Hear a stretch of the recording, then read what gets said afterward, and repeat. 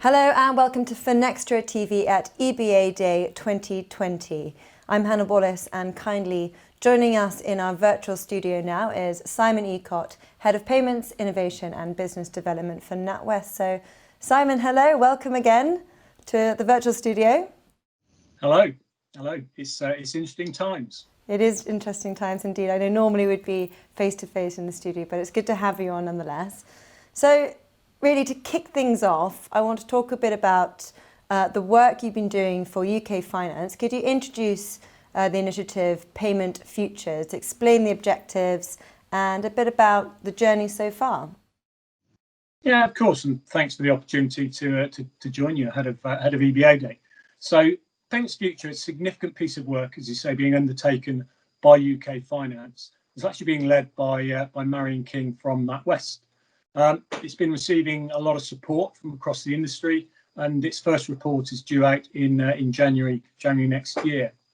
I think it's fair to say, in terms of context, the last decade, the industry has evolved materially from what has probably been a transactionally driven, undifferentiated utility approach into a much more secure, real-time, complex industry at the cutting edge of innovation. It's against this background, and with the changes in society, that the UK payments industry is very much as a sort of a pivotal point. Mm-hmm. I think you could say payments, it can be regarded as lifeblood of any economy. It enables value to flow, people to thrive, and economic growth to take place.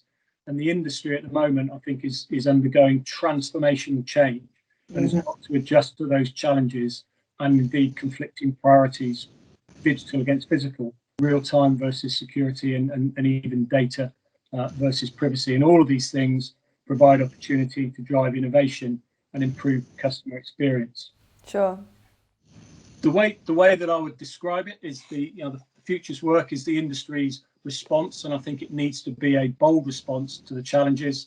And it's going to be, as a result, it's a culmination of a lot of people's input. A lot of experts across the industry have provided input, and at the moment, very much in the place where the pace of change is accelerating. Sure.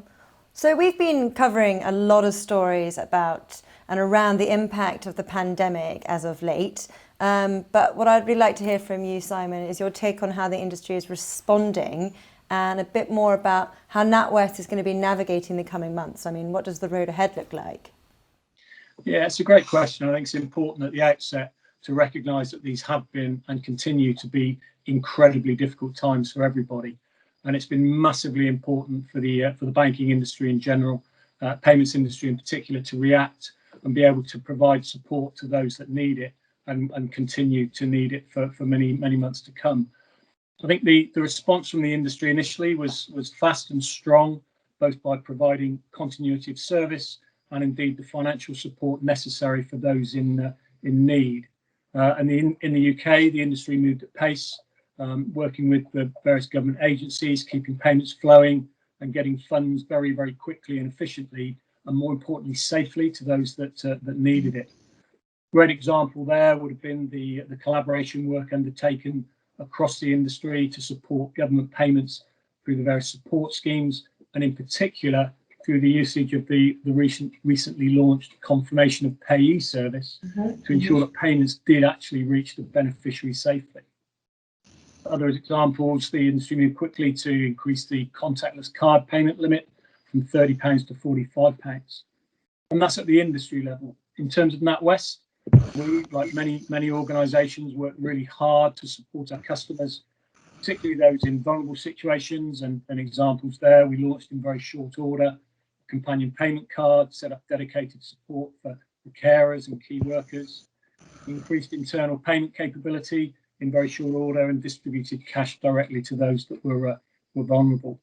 But I think probably the most important significant move was the big uptick in the amount of online and mobile activity. And we also work very closely with the government on dispersing securely their payments.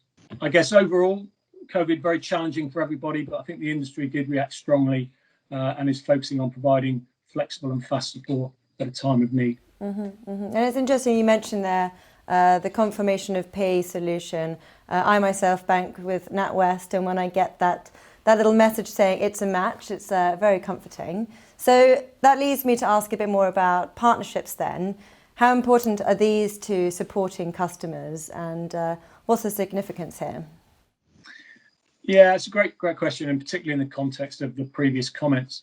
I mean, payments very much is a network business. It's got a very broad, very complex ecosystem where we all rely on each other to make sure that the payments are made in a safe, secure way, and that we've got a seamless customer proposition. And we need to make sure we've got the right balance between resilience, reliability, safety, security, and seamless customer journeys. Necessity payments is also a highly regulated industry. It serves there to protect the integrity of the infrastructure and indeed to stimulate competition. And there's a really heavy regulatory agenda that we face in the next 3 to 5 years. And to achieve this, and also make sure that we're there for a customer, we need to change the way that we approach some of these programs. But it also means that we need to change to create better customer experiences in a much more agile kind of way. To do this at NatWest, we've recognised that we want to and we need to work very much with partners. And to do that, we've worked with them on initiatives such as confirmation of payee, where we work with a company called SurePay.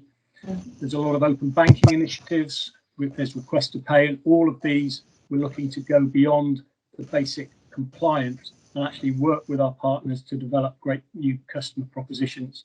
And in addition to the confirmation of payee proposition, we've developed a thing called Pay It, which provides an alternative, efficient payment mechanism for merchants using open banking rails to do account-to-account payments, and a similar proposition called Send Money, which replaces checks.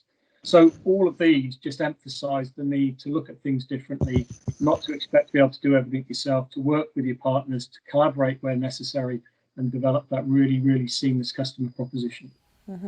Well, I'm really looking forward to seeing how these things develop, and it'll be interesting to see what happens in 2021. But Simon, as always, thank you so much for painting such a detailed picture for us and sharing your insights. It's been a pleasure. So I hope you enjoy the rest of EBAday.